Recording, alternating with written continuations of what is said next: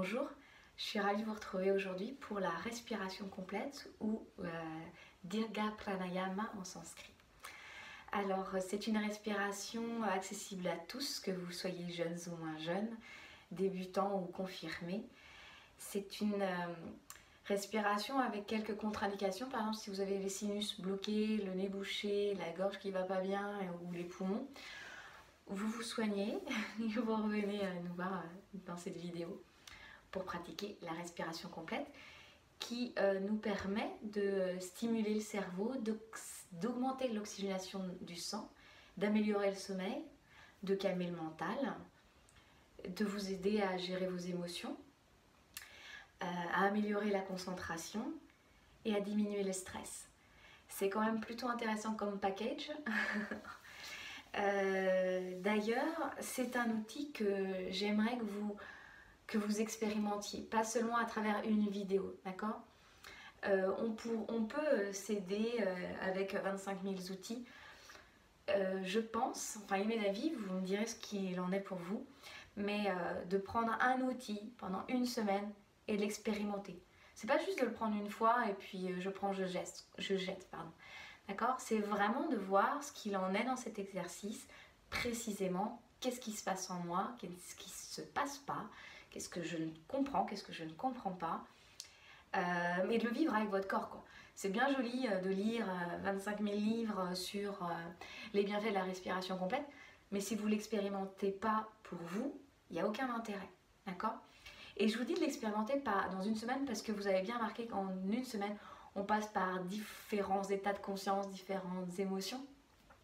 Et expérimentez-le le matin quand les pensées se font prégnantes, par exemple dès le matin, ou le soir, avant de vous coucher, avant un oral, avant un examen,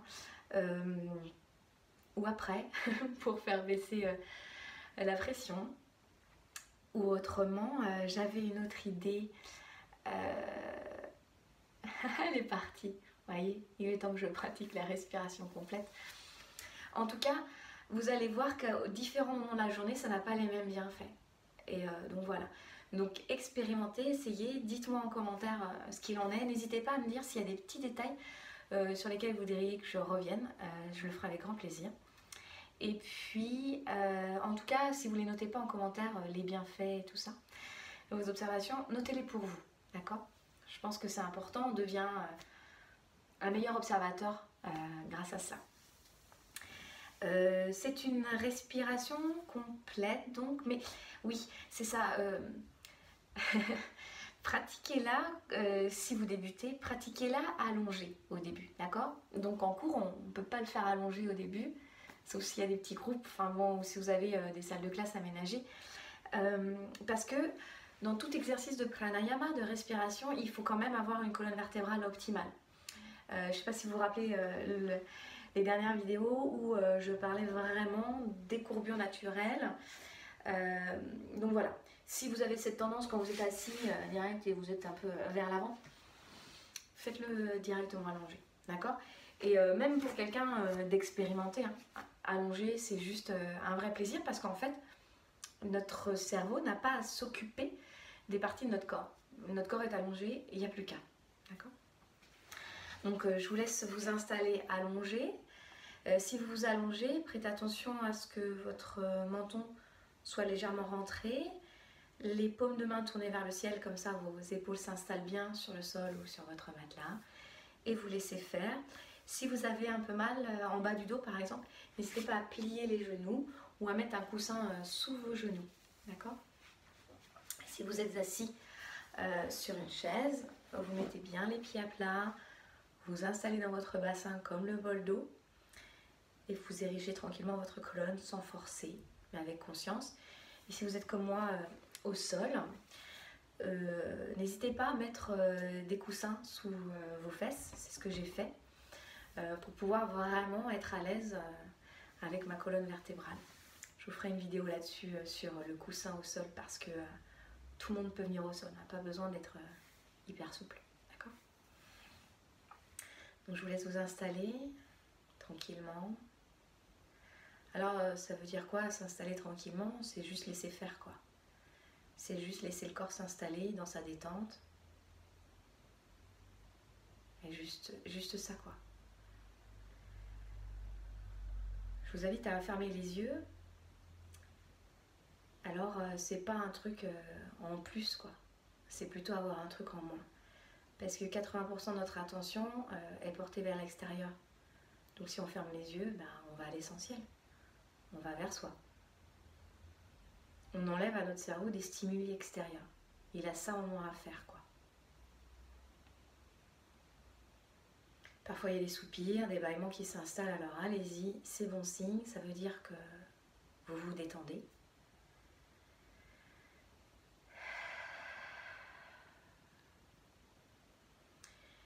Et pour qu'on comprenne ce qu'est la respiration complète, on va aller toucher.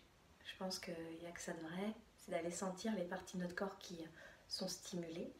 Donc vous allez placer vos mains sur vos clavicules, en haut de vos épaules. Et vous allez aller respirer dans vos mains. C'est pas bizarre, hein? Non, pas du tout. Non, essayez d'aller respirer dans vos mains. Donc ça veut dire que vous allez respirer dans vos clavicules, dans vos épaules. Vous respirez par le haut de votre corps, quoi. Donc souvent, cette respiration, donc on l'appelle entre autres la respiration claviculaire. Cette respiration, c'est la respiration de l'action. Et quand on est en stress continu, eh bien c'est une respiration qui est continuelle, c'est-à-dire qu'on ne va pas la détendre. On ne passe pas par l'autre phase de la respiration qu'on va voir tout à l'heure. Et donc c'est pour ça qu'on a mal en haut du dos par exemple, on a mal au cou.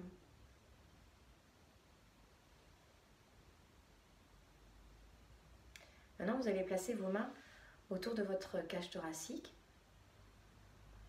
Et vous allez inspirer et expirer dans vos mains.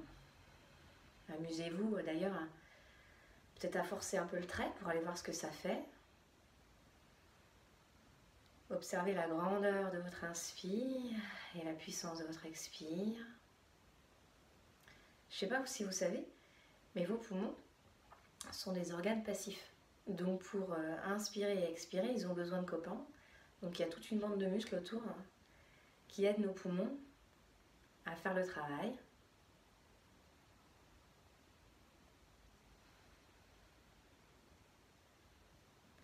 Donc là, vous voyez, c'est un peu plus long comme respiration. C'est entre l'action et la détente. On est au milieu, quoi.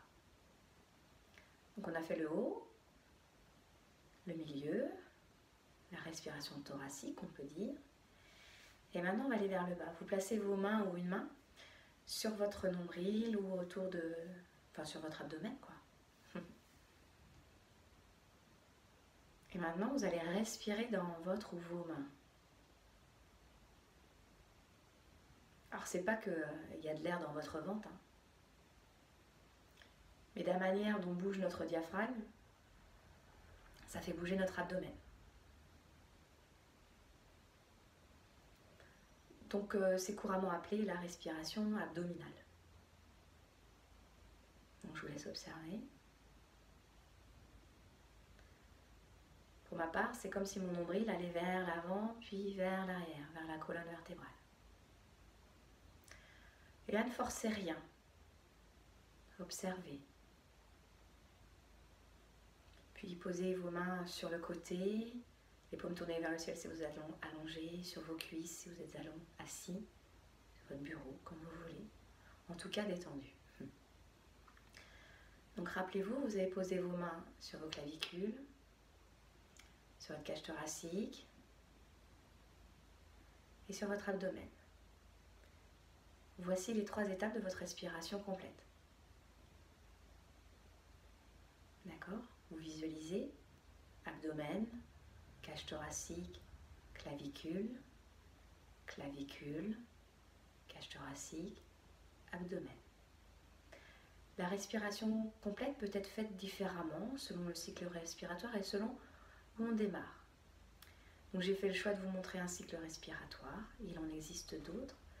Le cycle respiratoire que j'ai choisi permet le calme et la détente. D'accord ?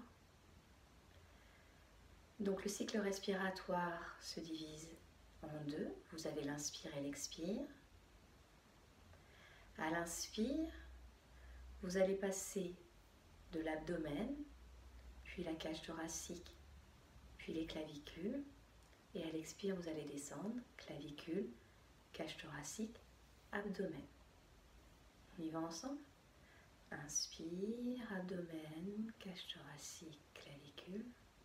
Expire, clavicule, cage thoracique, abdomen.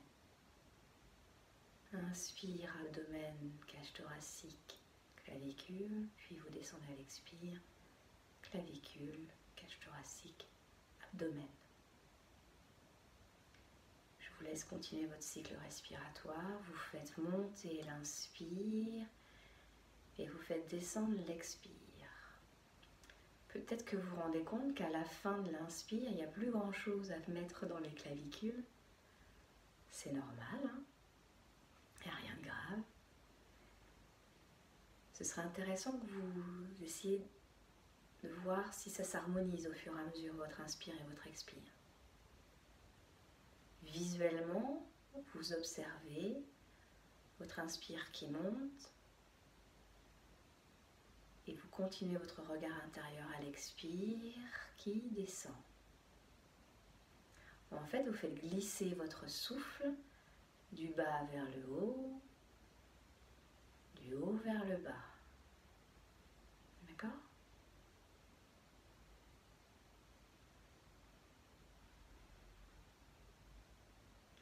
Vous observerez au fur et à mesure de vos cycles respiratoires si vous arrivez, alors s'il n'y a pas de compétition hein, dans mon terme y arriver, mais si au fur et à mesure que le calme s'installe, est-ce que votre respiration arrive à se diriger dans les trois parties de votre corps?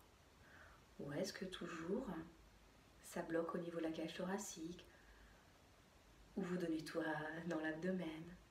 Observez, il n'y a rien de malin, c'est juste observer, c'est juste un jeu. Il n'y a pas de respiration complète parfaite, il y a juste la vôtre. Et si vous prenez en main cet outil pendant une semaine par exemple, peut-être que vous observerez que le soir c'est différent du matin. Qu'au travail ou au lycée, au collège, à la fac, c'est pas pareil non plus. Que quand il y a des gens autour, c'est pas pareil. Fermer les yeux quand il y a des gens autour, c'est lâcher prise du regard des autres. Est-ce que le regard des autres a beaucoup d'influence sur vous?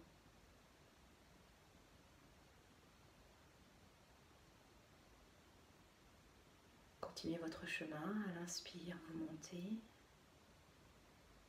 et à l'expire, vous descendez.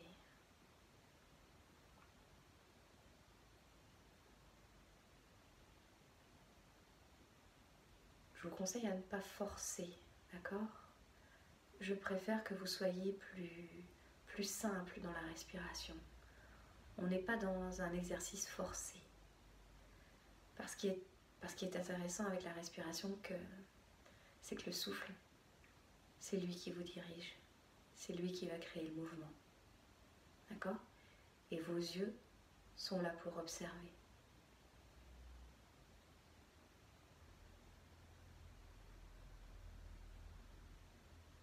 Vous pouvez faire cet exercice le temps dont vous avez besoin.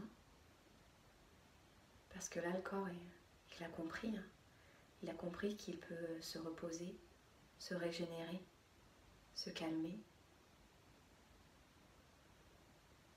Quand vous aurez terminé l'exercice, vous observerez comment se trouvent vos émotions, comment se trouvent vos pensées, comment se trouve votre respiration.